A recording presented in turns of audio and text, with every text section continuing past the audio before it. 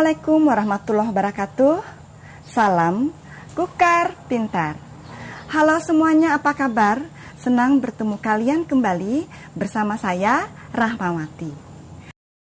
Untuk kali ini kita akan membahas materi IPS kelas 8, bab 3, keunggulan dan keterbatasan antar ruang dan pengaruhnya terhadap kegiatan ekonomi, sosial budaya di Indonesia dan di ASEAN. Dengan tema keunggulan dan keterbatasan antar ruang dalam permintaan, penawaran, dan teknologi. Tujuan pembelajaran kali ini, setelah siswa menyimak materi, diharapkan siswa dapat menjelaskan tentang keunggulan dan keterbatasan antar ruang serta peran pelaku ekonomi dalam perekonomian di Indonesia. Sebelumnya, Ibu akan memberi kalian pertanyaan. Apakah perilaku konsumsi antara orang di masyarakat kota dengan di desa itu sama atau berbeda?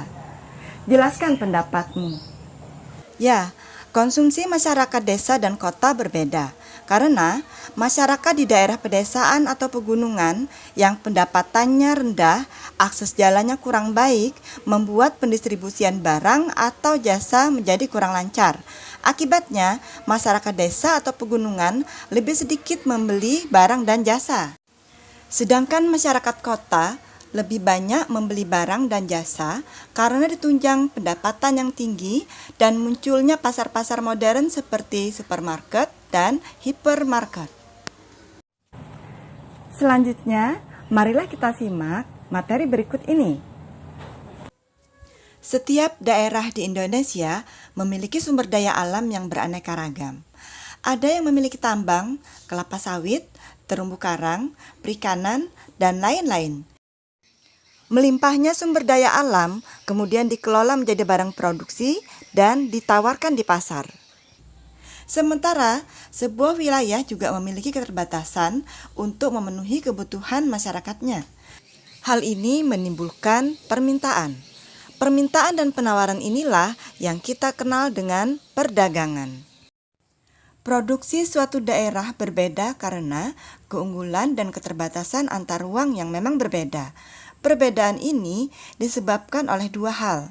Yang pertama, sumber daya alam antara suatu daerah dengan daerah lain berbeda, dan perbedaan yang kedua adalah kemampuan sumber daya manusia untuk menguasai teknologi.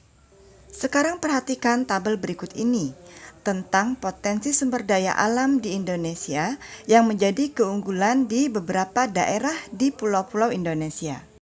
Selanjutnya saya akan bahas tentang pelaku ekonomi. Pelaku ekonomi adalah orang atau lembaga yang melakukan kegiatan ekonomi. Pelaku ekonomi ada 4. Yang pertama, rumah tangga keluarga. Yang kedua, rumah tangga perusahaan. Yang ketiga, rumah tangga pemerintah. Dan keempat, rumah tangga luar negeri.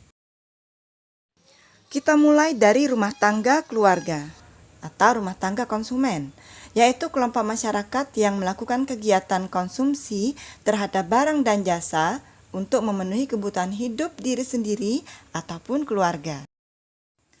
Berikutnya, rumah tangga perusahaan atau produsen, yaitu pihak yang melakukan kegiatan produksi, menghasilkan barang dan jasa untuk memenuhi kebutuhan orang lain.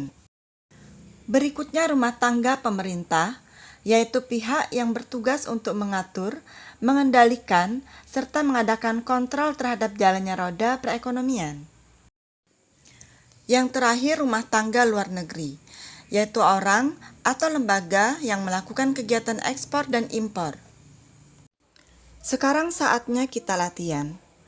Bangsa Indonesia harus selalu bersyukur karena telah dikaruniai oleh Tuhan sumber daya yang cukup banyak dan beragam di setiap daerah, termasuk pertambangannya.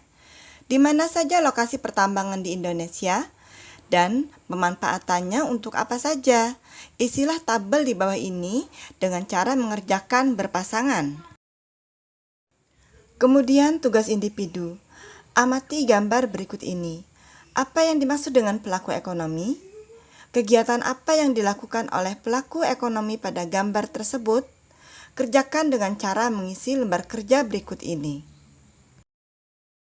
Kalian sudah menyimak materi tadi bukan? Apa saja yang telah kalian pelajari hari ini? Apakah kalian senang mempelajari materi ini? Jangan lupa belajar untuk materi berikutnya tentang peran dari 4 pelaku ekonomi. Sumber daya alam tersebar di seluruh wilayah Indonesia dan sangat bermanfaat bagi kehidupan manusia. Hal ini menjadi keunggulan yang dimiliki bangsa Indonesia. Sayangnya, kurangnya penguasaan teknologi menyebabkan pemanfaatan sumber daya alam kurang maksimal. Karena itu, tugas kalian untuk belajar dengan baik sehingga kalian bisa menguasai teknologi dan memanfaatkan sumber daya alam dengan sebaik-baiknya. Demikianlah materi tentang keunggulan dan keterbatasan antar ruang dalam permintaan, penawaran, dan teknologi. Semoga bermanfaat dan Assalamualaikum warahmatullahi wabarakatuh. Salam Kukar Pintar. Sampai jumpa.